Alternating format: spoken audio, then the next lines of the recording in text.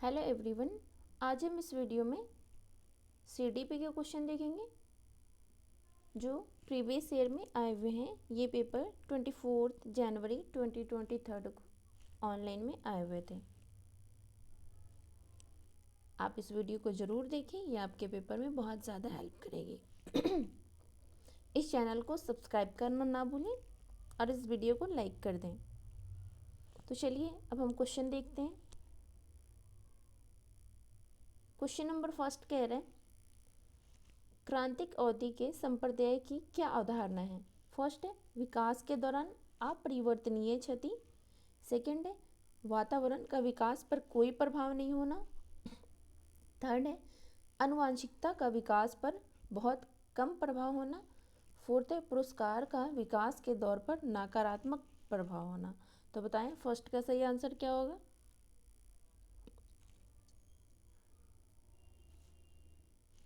इसका सही आंसर हो जाएगा ऑप्शन नंबर फर्स्ट, विकास के दौरान अपरिवर्तनीय क्षति। अपरिवर्तनीय क्षति। क्वेश्चन नंबर सेकंड देखते हैं, विकास की नमनीयता में विश्वास रखने वाले सिद्धांतकारी निम्न में से किस दृष्टिकोण को मानते हैं। फर्स्ट है केवल स्वभाव ही विकास निर्धारित करता है। ऐसा बिल्कुल भी नहीं है। सेकेंड है पालन पोषण विकास को प्रभावित करता है। विकास हमेशा निरंतर होता है, विकास हमेशा अनिरंतर होता है। तो बताएं सेकेंड का सही आंसर क्या होगा। इसका सही आंसर हो जाएगा ऑप्शन नंबर सेकेंड। सेकेंड का सेकेंड आंसर होगा, पालन पोषण विकास को प्रभावित करता है। क्वेश्चन नंबर थर्ड देखते हैं, बहुत छोटे बालकों के लिए डैश समाजीकरण की प्राथमिक संस्था है। मुद्रिक संचार, धार्मिक संस्था, विद्यालय, तत्कालीन परिवार। तो बताएं थर्ड का सही आंसर क्या होगा। इसका सही आंसर हो जाएगा समाजीकरण का प्राथमिक संस्था, जिसमें परिवार आएगा, यही प्राथमिक संस्था है समाजीकरण के। तो इसका सही आंसर हो जाएगा ऑप्शन नंबर 4, तत्कालीन परिवार। क्वेश्चन नंबर 4 देखते हैं, जीन पियाजे के सिद्धांत में क्रियाओं और विचारों की संगठित प्रणाली जो व्यक्तियों को उनके जीवन से संबंधित वस्तुओं और घटनाओं को मानसिक रूप से प्रस्तुत करने और सोचने की स्वीकृति देती है, क्या कहलाता है। फर्स्ट है उन्नत आयोजक, सेकंड है संहिता, थर्ड है उपकरण, फोर्थ है स्कीम है। तो बताएं फोर्थ का सही आंसर क्या होगा।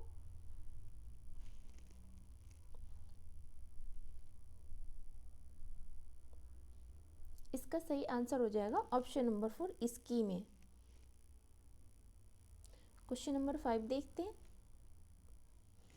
आप जीन पियाजे को बहुत अच्छे से पढ़ लेंगे क्योंकि इससे 2 क्वेश्चन जरूर पूछते हैं।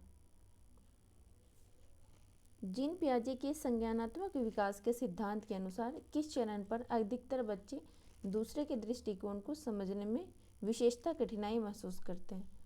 फर्स्ट है उत्तर पारंपरिक, सेकेंड है पूर्व संक्रियात्मक, थर्ड है मूर्त संक्रियात्मक, फोर्थ है औपचारिक संक्रियात्मक। तो बताएं क्वेश्चन नंबर 5 का सही आंसर क्या होगा। इसका सही आंसर हो जाएगा ऑप्शन नंबर सेकेंड, पूर्व संक्रियात्मक। जब बच्चा पूर्व संक्रियात्मक अवस्था में होता है तो वो दूसरे के दृष्टिकोण को समझने में विशेषता कठिनाई महसूस करता है। क्वेश्चन नंबर 6 देखते हैं, लीवाइगोत्स्की के अनुसार संज्ञानात्मक विकास डैश का उत्पाद है। फर्स्ट है आनुवांशिक स्वभाव, केवल अवलोकन और अनुकरण, थर्ड है सामाजिक संपर्कता, फोर्थ है अस्मिता निर्माण। तो बताएं 6 का सही आंसर क्या होगा। इसका सही आंसर हो जाएगा ऑप्शन नंबर 3, सामाजिक संपर्कता। क्वेश्चन नंबर 7 देखते हैं, निम्न में से किसका मानना है कि मानवीय गतिविधियां सांस्कृतिक परिप्रेक्ष्य में विकसित होती हैं और उन परिप्रेक्ष्यों से हटकर उन्हें समझा नहीं जा सकता है। फर्स्ट है जीरोम ब्रूनर, सेकेंड है डेविड ओसोबेल, थर्ड है जीन पियाजे, फोर्थ है लीवाइगोत्स्की। तो बताएं 7 का सही आंसर क्या होगा। जहाँ संस्कृति की बात आ गई, लैंग्वेज की बात आ गई, कल्चर की बात आ गई, सोशल की बात आ गई, वहाँ आप सीधा ली वाइगोस्की को टिक कर लेना। इसका सही आंसर हो जाएगा ऑप्शन नंबर 4 ली वाइगोस्की। क्वेश्चन नंबर 8 देखते हैं। लॉरेंस कोहलबर्ग के नैतिक विकास के सिद्धांत के किस चरण पर बच्चों को नैतिक तर्क दंड से बचने हेतु आज्ञाकारी होने पर आधारित होता है? फर्स्ट है पूर्व परंपरागत स्तर, सेकेंड है परंपरागत, थर्ड है उत्तर परंपरागत, फोर्थ है औपचारिक परंपरागत। तो बताएं क्वेश्चन नंबर 8 का सही आंसर क्या होगा? इसका सही आंसर हो जाएगा ऑप्शन नंबर फर्स्ट पूर्व परंपरागत स्तर। क्वेश्चन नंबर 9 देखते हैं।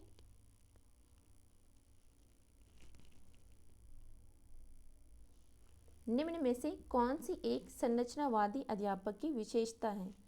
फर्स्ट है बहुत अमूर्त विचारों पर आधारित पाठ तैयार करना, सेकेंड है अकेले हल करने के लिए बहुत सारी समस्याएं देना, थर्ड है अधिगम का मूल्यांकन अर्थकालीन परीक्षाओं के आधार पर करना, फोर्थ है ऐसी गतिविधियां आयोजित करना जिससे विद्यार्थियों की अवधारणाओं को चुनौती मिल सके। तो बताएं 9 का सही आंसर क्या होगा?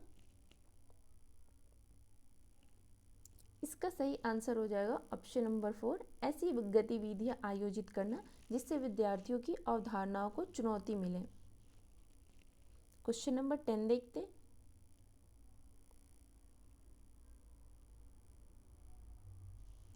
हावर्ड गार्डनर ने अपने बहुबुद्धि सिद्धांत में निम्न में से किस बुद्धि प्रकार को शामिल नहीं किया है? उन्होंने 8 टाइप्स के दिए हैं मल्टीपल इंटेलिजेंस, आप ये बताएंगे इसमें से कौन ऐसा नहीं है।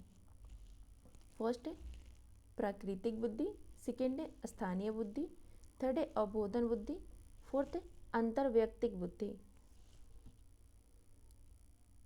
तो हावर्ड गार्डनर ने प्राकृतिक बुद्धि दिया है, स्थानीय बुद्धि भी दिया है और अंतर्वैयक्तिक भी दिया है।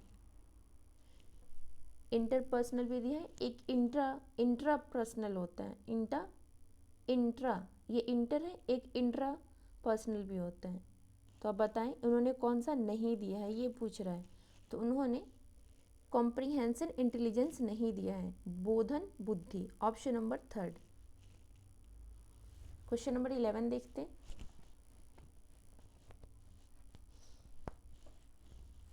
कथन कह रहा है जब शुरुआत में कोई विद्यार्थी किसी समस्या को हल नहीं कर पा रहा हो तो अध्यापिका को उसे बोल बोलकर सोचने के लिए प्रोत्साहित करना चाहिए।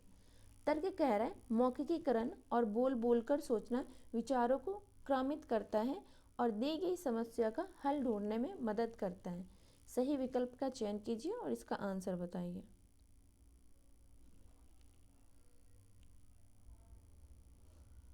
आपका कथन भी सही है और कारण भी सही है और ये एक दूसरे के आर्य की सही व्याख्या भी करते हैं। तो इसका सही आंसर हो जाएगा ऑप्शन नंबर फर्स्ट ए और आर दोनों सही है और आर्य की सही व्याख्या करते हैं।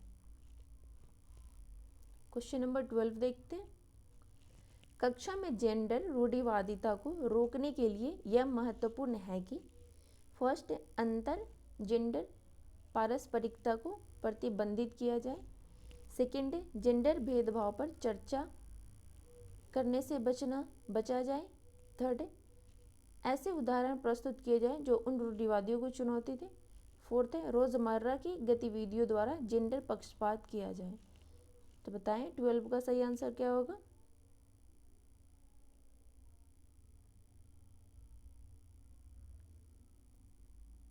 इसका सही आंसर हो जाएगा ऑप्शन नंबर 3 ऐसे उदाहरण प्रस्तुत किए जाएं जो उन रूढ़िवादों को चुनौती दे।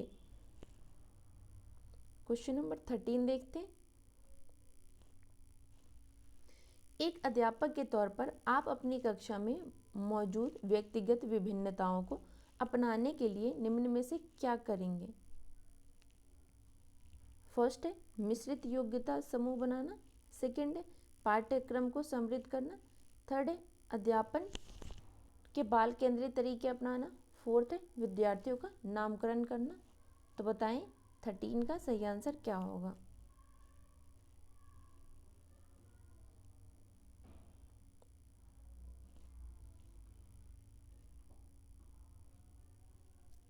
इसका सही आंसर हो जाएगा ऑप्शन नंबर फर्स्ट, मिश्रित योग्यता समूह बनाना। सेकंड, पाठ्यक्रम को समृद्ध करना। थर्ड, अध्यापन के बाल केंद्रित तरीके अपनाना। फर्स्ट, सेकंड और थर्ड कौन सा ऑप्शन में? ऑप्शन नंबर सेकंड में। क्वेश्चन नंबर 14 देखते हैं। विद्यार्थियों में समालोचनात्मक सोच को बढ़ावा देने के लिए जरूरी है कि फर्स्ट है, कक्षा में चर्चा और बहस को टाला जाए। सेकंड है, विद्यार्थियों को चिंतन का समय दिया जाए। थर्ड है, रटकर याद करने पर बल दिया जाए। फोर्थ है, विद्यार्थियों को सहयोगात्मक कार्य देने से बचा जाए। तो बताएं 14 का सही आंसर क्या होगा?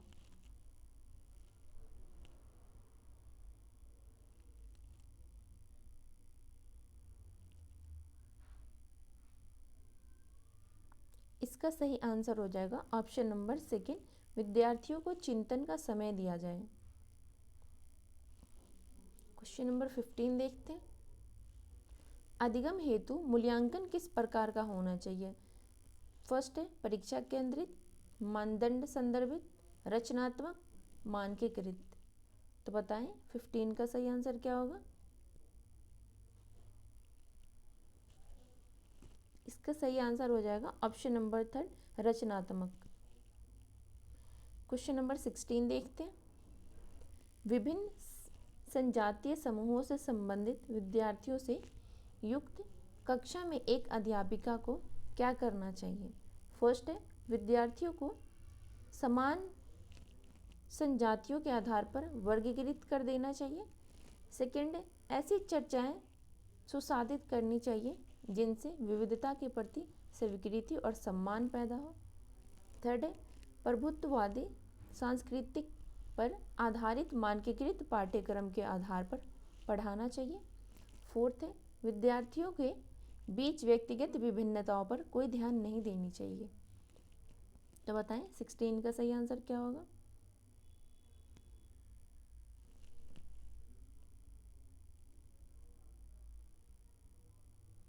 इसका सही आंसर हो जाएगा ऑप्शन नंबर सेकंड, ऐसी चर्चाएं सुसाधित करनी चाहिए जिनसे विविधता के प्रति स्वीकृति और सम्मान पैदा हो। क्वेश्चन नंबर 17 देखते हैं। आपका स्कूल विभिन्न सुविधाओं की पहुंच पाने के लिए सीढ़ियों, दरवाजों और दूसरे वास्तुकला संबंधित स्वरूपों द्वारा पैदा की गई बाधाओं को दूर करने के लिए अपनी आधारभूत संरचनाओं में सुधार कर रहा है। ऐसा करके स्कूल क्या प्रोत्साहित कर रहा है? फर्स्ट है, मुख्य धारा, बहिष्करण, एकीकरण, समाकलन, समावेशन। तो बताएं 17 का सही आंसर क्या होगा? ऐसा करके स्कूल प्रोत्साहित कर रहा है समावेशन, ऑप्शन नंबर 4। 18 देखते हैं। छिन्न दृष्टि से जूझते विद्यार्थियों के समायोजन हेतु एक अध्यापक को क्या देने से बचना चाहिए? हमें ये बताना है। फर्स्ट है, दृश्य अव्यवस्थित नोट्स, आवर्धक लेंस, बड़े आकार में छपी पाठ्य पुस्तकें, स्पर्शनीय मानचित्र और आलेख।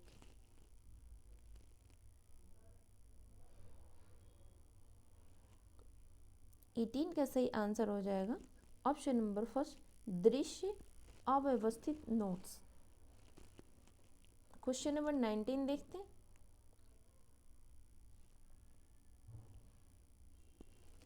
अवधान न्यूनता अतिक्रियाशीलता विकार से जूझते विद्यार्थियों के संदर्भ में निम्न में से कौन सा कथन सही नहीं है? फर्स्ट है, उन्हें किसी एक कार्य में लंबे समय तक एकाग्र रहने में अक्सर मुश्किलें होती हैं। सेकंड है, वे अक्सर वस्तुओं को बुलबुलाते रहते हैं और बेचैन दिखते हैं। थर्ड है, वे किसी कार्य पर काम करते हुए बहुत आसानी से विचलित हो जाते हैं।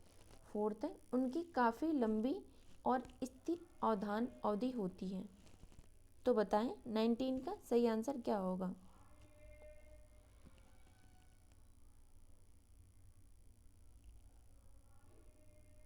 इसका सही आंसर हो जाएगा ऑप्शन नंबर 4। कथन सही नहीं पूछ रहा है, उनकी काफ़ी लंबी और स्थिर अवधान अवधि होती है। क्वेश्चन नंबर 20 देखते हैं। एक स्कूल में एक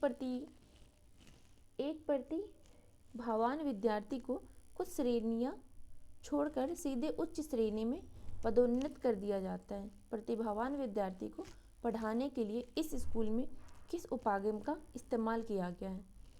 त्वरण, समृद्धिकरण, प्रोत्साहन, संश्लेषण। 20 का सही आंसर हो जाएगा ऑप्शन नंबर फर्स्ट, त्वरण, एसिलिरेशन। क्वेश्चन नंबर 21 देखते हैं। अर्थपूर्ण अधिगम हेतु कक्षा में ऐसी संस्कृति विकसित करनी चाहिए जहां विद्यार्थियों को डैश के अत्यधिक अवसर मिले। फर्स्ट है एक दूसरे से प्रतिस्पर्धा करने, सेकेंड है ज्ञान का निर्माण करने, थर्ड है तथ्यों को रटकर याद करने, फोर्थ है निष्क्रिय होकर सुनने। तो बताएं 21 का सही आंसर क्या होगा। इसका सही आंसर होगा जहां विद्यार्थियों को ज्ञान का निर्माण करने में अधिक अवसर मिले, option number second. Question number 22 देखते हैं। विद्यार्थियों को डैश बनने के लिए सुसाधित करना चाहिए।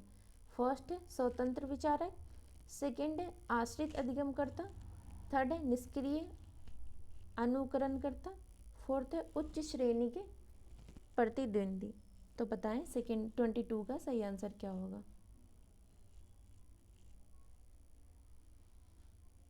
इसका सही आंसर हो जाएगा ऑप्शन नंबर फर्स्ट, विद्यार्थियों को स्वतंत्र विचारक बनने के लिए सुसाधित करना चाहिए। 23 देखते हैं। कथन कह रहा है शुरुआती उम्र से ही हमारा मस्तिष्क वास्तविक सांसारिक परिवेशों से जुड़ी विषय वस्तु को सीखने में सक्षम होता है। तर्क कह रहा है प्राथमिक स्तर पर विद्यालयों को अमूर्त विषय वस्तु और पुस्तकीय अधिगम पर बल देना चाहिए। सही विकल्प का चयन कीजिए और इसका आंसर बताएं।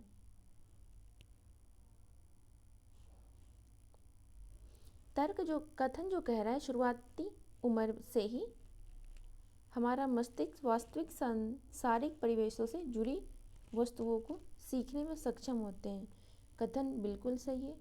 तर्क कह रहा है प्राथमिक स्तर पर विद्यालयों को अमूर्त विषय वस्तु और पुस्तकीय अधिगम पर बल देना चाहिए। ऐसा बिल्कुल भी नहीं करना चाहिए। जो तर्क है वो गलत है। तो इसका सही आंसर हो जाएगा ऑप्शन नंबर थर्ड, ए सही है लेकिन आर गलत है। 24 देखते हैं। अधिगम अधिक प्रभावशाली होता है जब फर्स्ट है विषय वस्तु अत्यधिक जटिल हो, अध्यापक का शिक्षा शास्त्र व्यवहारात्मक हो, अधिगम लक्ष्य परीक्षा केंद्रित हो, फोर्थ है अधिगम का स्वभाव प्रयोगात्मक हो। तो बताएं 24 का सही आंसर क्या होगा।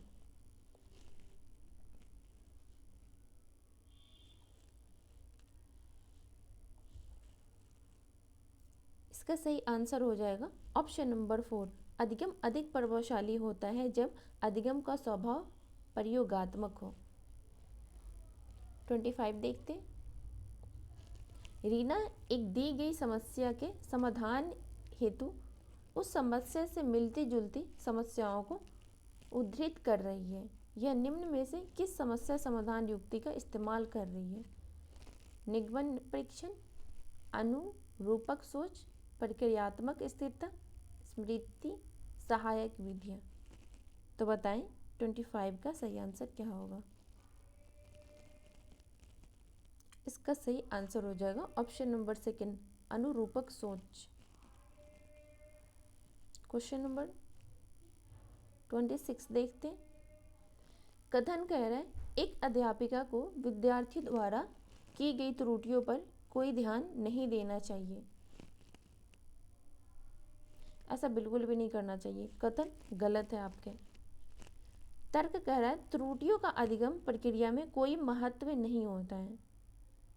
ऐसे कैसे नहीं होता है? त्रुटियों का अधिगम प्रक्रिया में महत्व होता है।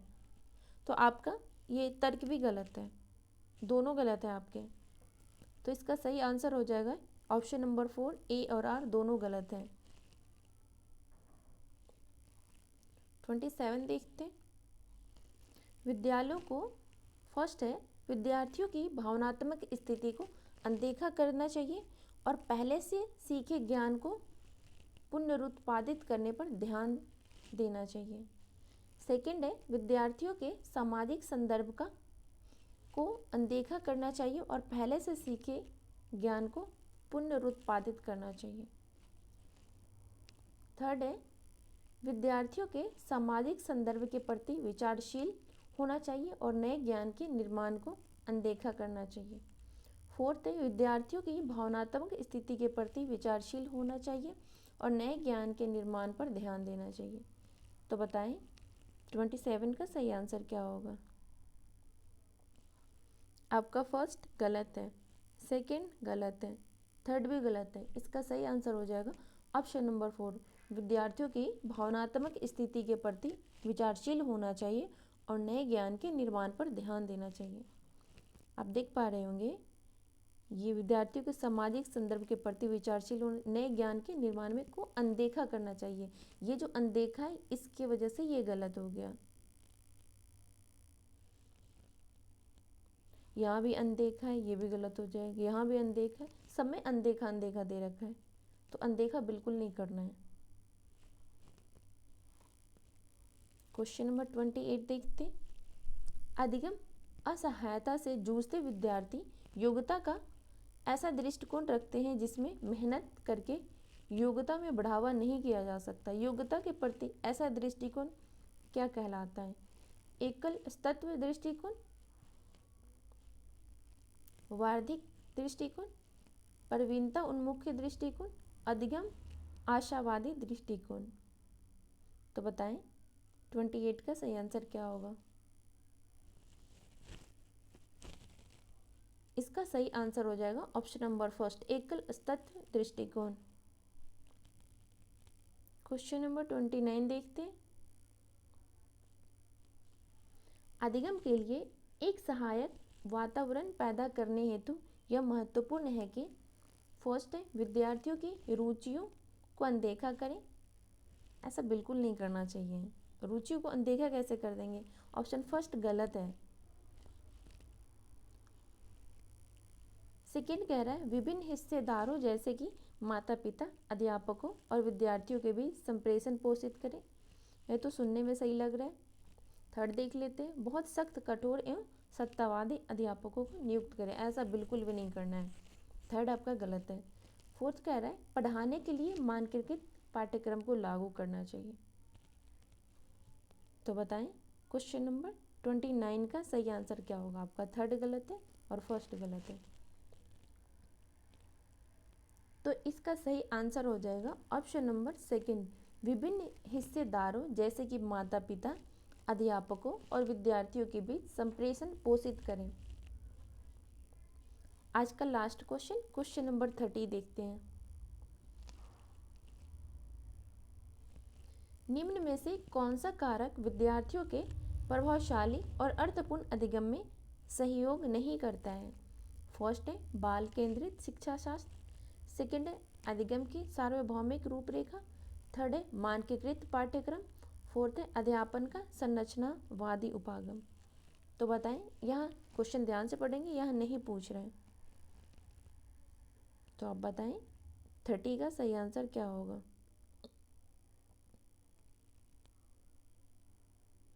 बाल केंद्रित शिक्षा सही है, अधिगम के सार्वभौमिक रूपरेखा ये भी सही है, फोर्थ है अध्यापन का संरचनावादी उपागम ये भी सही है। यहाँ कह रहा है सहयोग नहीं करता है, तो वो है मानकीकृत पाठ्यक्रम, ऑप्शन नंबर थर्ड। इसका सही आंसर हो जाएगा ऑप्शन नंबर थर्ड। यहाँ नहीं पूछ रहा है तो हमें नहीं ही आंसर करना है। तो इस वीडियो में हमने CDP के 30 क्वेश्चन करे हैं।